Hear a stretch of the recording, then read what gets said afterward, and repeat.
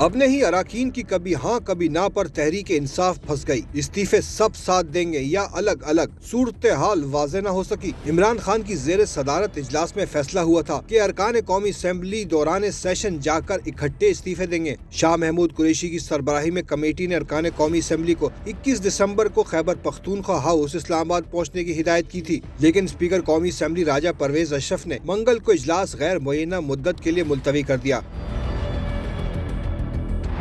जिस पर सदर मुमलिकत ने इख्तियारात इस्तेमाल करके इजलास आज दोबारा तलब कर लिया। तहरीक इंसाफ के ओहदेदारों ने दावा किया कि आज इजलास में इस्तीफे देने जाएंगे। रात गए तक अरकान कौमी असेंबली को आज के इजलास में शिरकत की दावतें दी जाती रहीं। ज़राए का कहना है कि 30 से ज़ायद अरकान कौमी असेंबली ने आज के इजलास में शिरकत से माजरत कर ली है। पार्टी के अंदरूनी ज़राए कहते हैं कि तहरीक इंसाफ के अरकान कौमी असेंबली इकट्ठे होकर इस्तीफे देने के शदीद खिलाफ हैं। कई MNAs ने स्पीकर राजा परवेज अशरफ को पैगामात दिए कि वो अलग अलग उन्हें इस्तीफों के मामले पर बुलाएं।